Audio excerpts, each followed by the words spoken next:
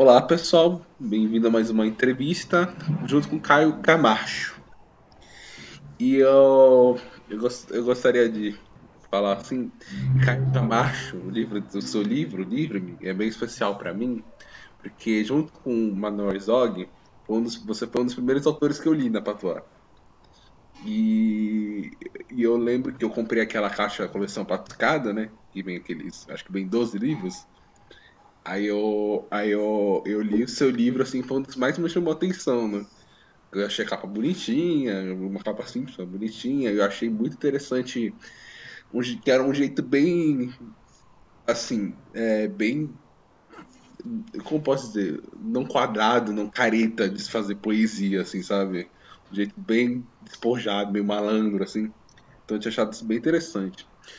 Mas então, Caio, me conta um pouco da sua trajetória como poeta, como escritor. Me fala se você tem algum livro novo, que eu não estou sabendo também. Então, se você quiser falar sobre algum livro novo. Tá. Primeiro áudio tá legal? Tá, tá. Dá pra ouvir. Tá dando pra ouvir legal. Beleza. Cara, vamos lá. Eu, falando de mim do início, assim, vai. Eu tô com, acho que agora é 36 ou 37, né? Tô com 37 anos, aqui minha mulher tem que me lembrar, que eu esqueci. Eu tô com 37 e, assim, eu comecei a escrever quando eu estava com poesia específica, quando eu estava na fase lírica, com 18 por aí. Foi uma época que eu entrei na faculdade e tal, e tive acesso a um acervo maior de poesia, que era um negócio que era mais difícil naquela época, lá para os anos 2000, digamos assim.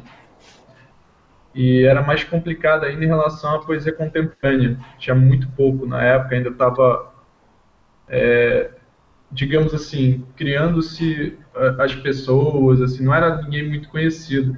Então, as nossas referências de literatura, de leitura, coisas que dialogavam mais com a gente naquela época, fora o cânone, né, que daí tem vários, né, tem os modernistas, etc.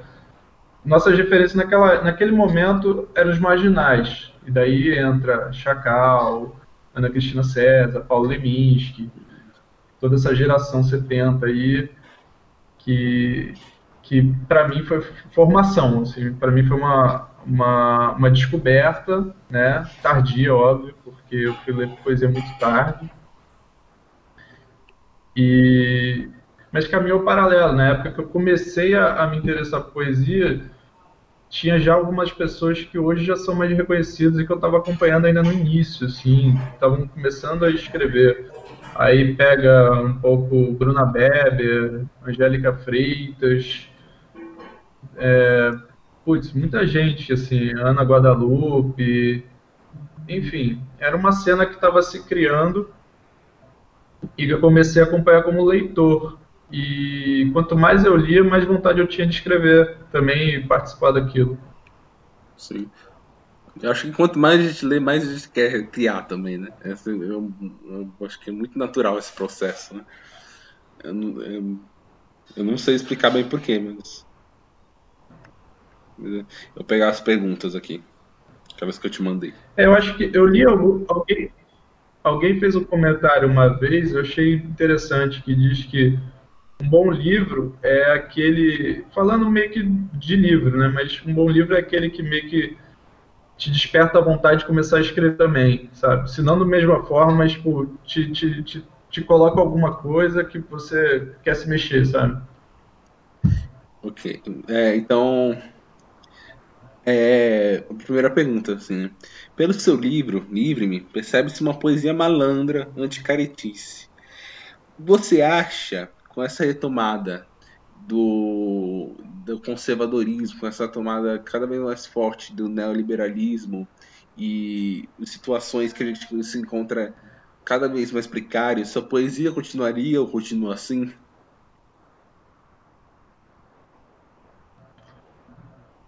Então, é complicado, assim, eu tenho um lance bem doido com o meu livro, que é o seguinte, como eu publiquei ele há quase 7 anos atrás, né? Foi em 2013. Tudo que estava ali era meio que como se fosse uma antologia, né, minha. Tipo, era tipo coisas que eu tinha de muitos anos, tipo, dessa época mesmo que eu estava falando, de quando eu comecei a me interessar por poesia, até aquele momento. Então, tipo, foi como se fosse um recorte de 10 anos, de, sei lá, 13 anos ali, eu jogado assim, pá! Aí tem muita coisa que era antiga, e tem esse lance que é bem, eu acho que é bem da juventude, assim, a gente é muito mais aberto a experiências, né, viver as coisas com intensidade, enfim. Não estou falando que eu sou velho hoje em dia, mas assim, a gente tem uma abertura maior a essas coisas existenciais, etc., experimentar coisas, formas. Então, assim, naquele momento fazia todo sentido publicar o livro com esse formato, que era o jeito que eu pensava naquela época. Tipo assim, tipo despojadão e tal, papapá. Tem uma vibe muito Chacal, eu acho que no Chacal poeta, né? Eu acho que essa coisa do tipo descontraído, do lúdico, enfim. Sim. Tem uma coisa muito autoral também, uma necessidade minha de imprimir alguma coisa ali que fosse mais a minha cabeça, assim, tal. E ao mesmo tempo tem muitas referências literárias ali. Então, assim, era como se eu estivesse dando para o mundo o que eu tinha recebido. Tem um pouco esse lance, assim. E também de me livrar de um monte de coisa ruim que eu tinha na cabeça naquele momento, que era, tipo, falar de coisas ruins, mas de um jeito leve, assim, ou de coisas pesadas de um jeito leve, assim. Entendi. E hoje em dia, agora fazendo um contraponto, assim, hoje em dia a barra tá pesada. Você percebe que assim, É, o contexto naquele momento não era o contexto atual. Então, assim, meus poemas cabem nesse contexto? Não sei dizer, entendeu? Assim, serve de alívio e tal, mas tipo, eu não sei se eu consigo produzir sem uma carga crítica hoje, enfim. Eu acho que com o tempo a gente vai amadurecendo e, no meu caso, nos últimos anos eu acho que eu estou muito mais crítico do que muito mais alegre, digamos. olha, eu já peço uma desculpas assim, que eu sinto que eu te rotulei um pouco porque eu só li um livro seu só, que tem bem essa vibe. Mas a próxima pergunta é, Só tem um livro. então, então tá certo. Qual funciona melhor? A crítica melancólica existencial ou a bem-humorada? Na sua opinião, assim. Cara, eu acho que o humor é como diz o Oswald, né? O humor é a prova dos nove e tal. Tipo, eu acho que foi isso que ele falou, não lembro, agora eu vou até olhar aqui, mas a questão é que eu acho que se você conseguir colocar uma forma de um jeito que não é, tipo, uma crítica de um jeito que não é tão pesado, tão negativo, de uma forma poética mesmo, se você conseguir transformar esse sentimento com leveza, assim, com um certo lirismo, assim, lirismo não forçado, mas um lirismo, assim, transformar aquele comentário seu, pessoal, sobre o mundo, numa coisa mais suave, porra, você está sendo incrível, assim, você está sendo, praticamente, você está dando pulo do gato, né? Você, não é uma fórmula literária isso, você, tipo, você está acrescentando algo no mundo, você não está tornando ele um lugar mais pesado, né? Sim. Agora, essa Agora eu pergunta. vou ter que até procurar aqui a referência perdão. Quer procurar? Não. Pode falar, pode falar, pode falar. Essa pergunta agora é para fazer referência a duas críticas que surgiram ao quadro geral da poesia no ano passado, eu acho. Eu não lembro se foi ano passado ou retrasado. E fala assim: você acredita que no quadro geral a poesia se tem tornado sisuda e emértica? Ou uma brincadeira de palavras sem sentido nenhum?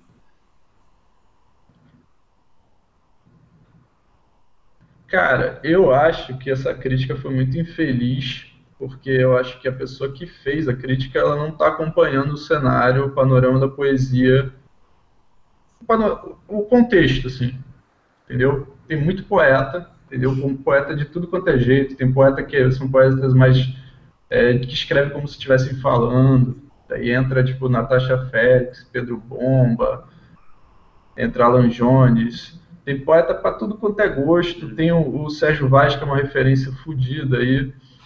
Então, a pessoa que fala um troço desse não tem a menor capacidade de analisar o cenário, entendeu? Uhum. E para mim tipo, o sisudo hermético, pô, tem, cara, mas tem todas as épocas, tem tipo algumas pessoas que são mais fechadas, né? Tipo, mas ué, cada um, cara. Eu acho que o contemporâneo acabou quebrando muito com isso. Sim, sim, concordo extremamente. Eu acho que generalizar a poesia é um pouco difícil, né? Porque a poesia é muita experiência pessoal de cada um. Às vezes você consegue pôr alguns rótulos, às vezes, mas você não consegue pôr uma coisa que fala assim, nossa, isso vai descrever totalmente a poesia de uma época, a poesia toda de alguém, algo do tipo, né?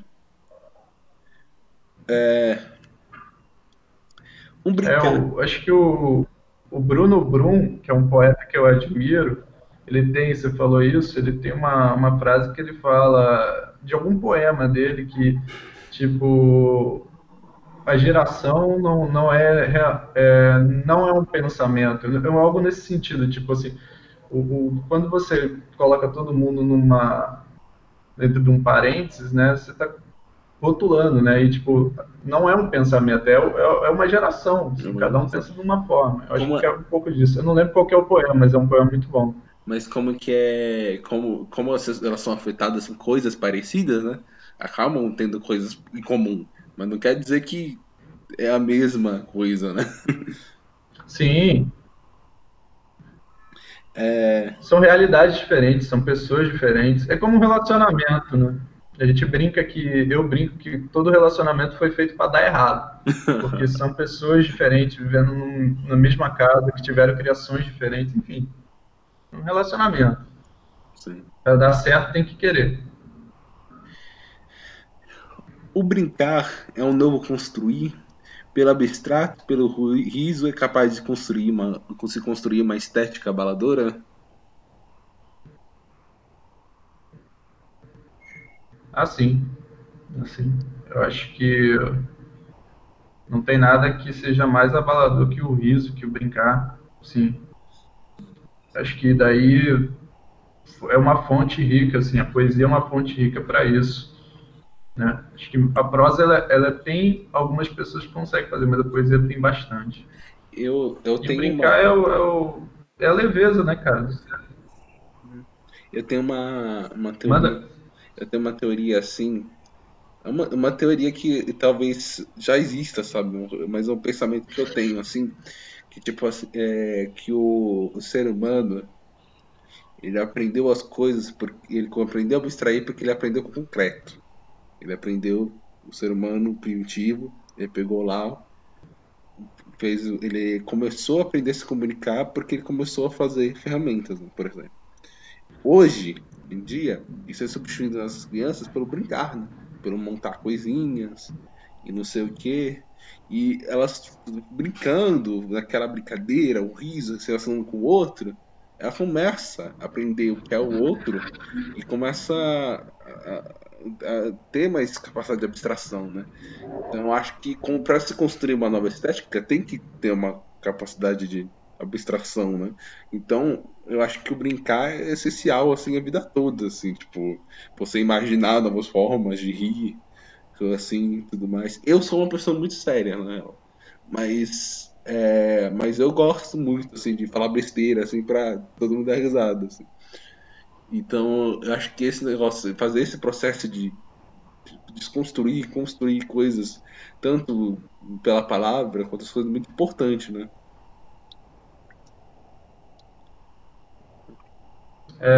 A Euridice Fontella tem aquele trecho que ela fala que quebrar o brinquedo é muito mais brincar, né? É, E, cara, é isso. Para poesia, no caso, que a gente está conversando de poesia, eu acho que essa parte de você saber brincar é importante, mas o importante também é, no caso, o seu repertório, assim, o que você lê. Se sim, você é sim. um cara que não lê muito, aí não. você não sabe nem para onde você está tirando, se você está fazendo uma parada que é relevante, se é uma parada inédita, se é uma parada que as pessoas vão gostar, se já não foi feito. Então, Sim. acho que nesse sentido tem que ter esse duplo olhar, assim, olhar para o... Não. É tipo assim, é o É, improviso, né? É o Jimi Hendrix, é o solo de guitarra, né? você tem que É ter, tipo, o que que você pode fazer com aquilo que você sabe? você tem que, tem que ter um estudo, né? A base para poder criar coisas novas, né? Porque, tipo assim, você faz uma edificação, É, mas você faz de um tijolo, não é? Então, 5. Para você, sim, é esse lance que você falou da compreensão da ferramenta. 5. Perdão por ter te interrompido, continua. Sem problemas. É, 5. Para você, o riso pode se tornar alienação? E quando ele se torna alienação? Quando ele não tem um caráter crítico. Eu acho que o riso ele pode ser espontâneo, ele pode ser uma coisa tipo primitiva, digamos assim, instantânea, assim, que é você tipo manifestação do riso mesmo, natural. Mas eu acho que o riso, assim como muitas outras emoções, ele tem um caráter crítico, assim, independente do... E aí, se você está rindo e não sabe do que você está rindo, aí temos um problema, né?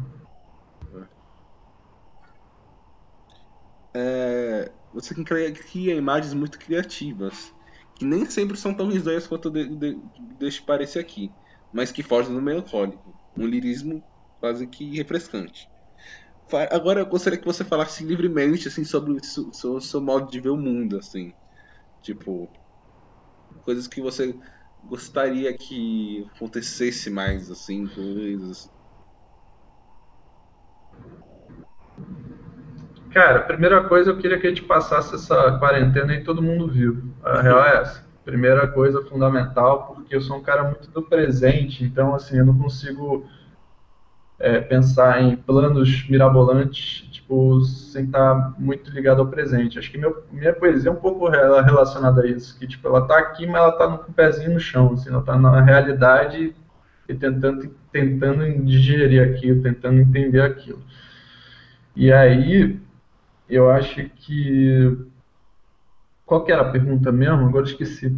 Não, é pra você falar livremente sobre sua visão de mundo mesmo, assim, tipo, dessas coisas que você gostaria que acontecesse, assim.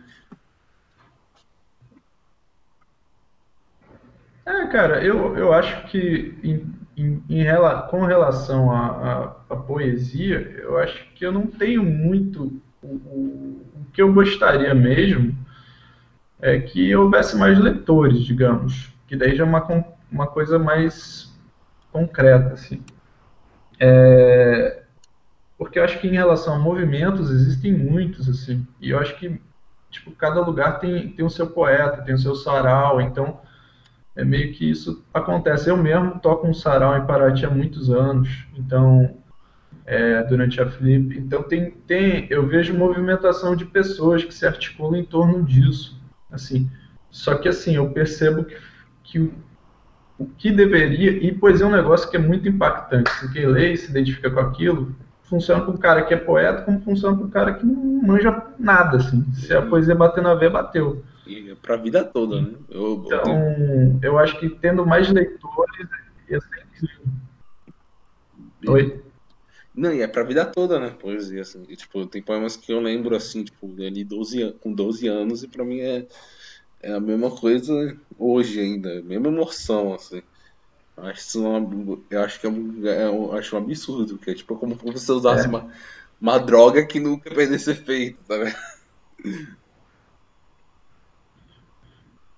sim, sim. A gente coloca uma carga emotiva em muitas coisas, né? Pois eu acho que tem esse poder, assim, acho que a música também tem isso, né? Tem muitas coisas que são... Você está ouvindo aí o barulhinho da máquina, né? Tá vendo? Não É, consigo desgrudar da realidade, assim, o barulhinho da máquina de lavar. Mas esse lance todo é incrível. Mas enfim, era isso a entrevista. Muito obrigado, Kai. E, Pô, massa, tranquilo.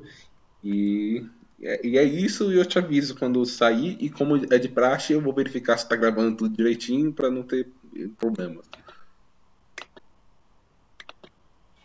Ô Felipe, posso te dar um toque? Oi, pode? Uma parada que você podia fazer, que eu vi que você pegou no André Carvalho, mas não cheguei a ver o dele inteiro. É, quando você chamar algum poeta, quando eu, tipo assim, meio que concluir as perguntas, assim, eu não sei qual que é a vibe do canal em si, porque eu não consegui parar para ver se é legal. Mas podia pedir para a pessoa ler um texto também, Ah, eu tinha começado a sabe? fazer A isso, mas eu pessoa às vezes esqueci. quer mostrar algum poema, Pode mostrar se quiser. Eu tinha entendeu? É esquecido uma disso, eu parada vou fazer isso. legal. Não estou nem falando por mim, mas para os outros. Assim. Não, eu vou É, começar a porque fazer. tipo, eu falo isso porque é uma pessoa, tipo, às vezes você está falando de uma pessoa. Hã? Não pode fazer isso porque eu não fiz com o Andri nem com o Rafael, porque eu simplesmente esqueci. A gente conversou tanto que eu esqueci, mas a intenção era fazer isso mesmo. Pode falar. É, não. Às vezes você fica falando a gente fica falando dos textos autorais, às vezes a pessoa não te conhece e não me conhece. É, E aí, tipo, pô, tipo, pra pessoa tanto faz, entendeu? pode. É, Você então quer, às vezes é legal, assim, tipo assim, ah, pô, bacana, lê um poema teu aí, então, pra galera, pra fechar e tal, e morre, entendeu? você quer ler um poema seu ou que ler o meu? Se você quiser ler um seu aí, eu leio um meu aqui, e daí depois encerra, tranquilo. Vou Tá ver se eu bom. acho um aqui. Tem algum no jeito seu? O Eu vou pegar um mais que que você recente. acha? Quê? Acha ruim, acha bom? Tá com vergonha? Não, eu leio os dois se Acha quiser. bom, acha ruim a ideia? Acho boa. Eu vou pegar um meu. Vai.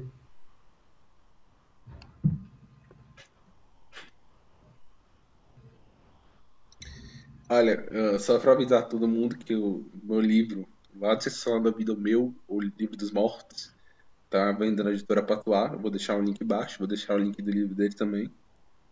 Vou deixar avisado pra todo mundo. Mas esse poema que eu vou ler é de um próximo projeto de livro, que eu vou revelar nomes e detalhes no futuro. Tá certo. Contemplação de um quarto parado observando. O morto ainda vive na melodia. Os objetos sendo observados continuam os mesmos.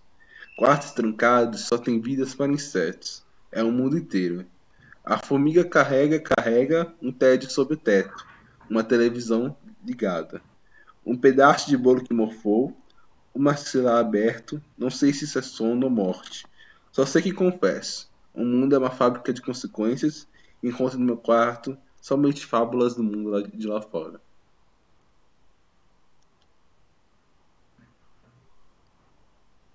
Uau. Você tá com 19, né? Você publicou cedo, pô. Quê? Não é muito cedo, pô.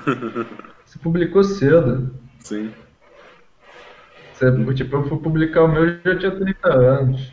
Eu não sei se isso é bom ou ruim eu ter publicado cedo. Cara,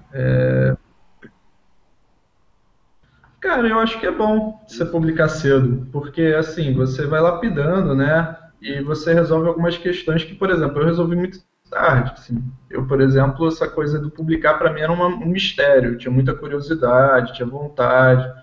Um monte de amigos já tinha publicado e não tinha coragem. E aí eu percebi, cara, que é um pouco o ego também. Depois que você publica, você fala, pô, publiquei um livro, porra, massa. Aí você vai convivendo com aquele livro, né? Você vai tentando mostrar para as pessoas, vender e tal. E depois você percebe, cara, e daí? Será que eu continuo publicando livro? Será que eu deixo por isso e tal? E eu tô nesse momento agora, entendeu? Tipo, será que eu continuo? Será que eu. Entendeu? É muito louco isso. Mas é importante, quanto mais cedo você faz esse negócio, acho que você vai meio que Enveredando. atravessando essas etapas e tal. Acho que todo poeta meio que começou cedo, o Vinícius de Moraes, Drummond, essa galera meio que começou cedo, né? Agora, se você quiser lá um seu, Cara, eu vou ler. Hã? Eu vou ler um aqui que não está em nenhum livro. E quando eu falei da questão do tipo, o tom mais ácido assim, dos poemas recentes, é meio que nessa vibe aqui que eu vou ler. Eu vou ler um novo que é curtinho e depois eu leio um do livro. Esse aqui chama Futurologia. Sou eu que sonho meus sonhos ou é o capitalismo sonhando por mim? E depois que a máquina zerar o mundo e não estivermos mais aqui, que barata sonhará os sonhos que não tive quando o capitalismo deixar de existir?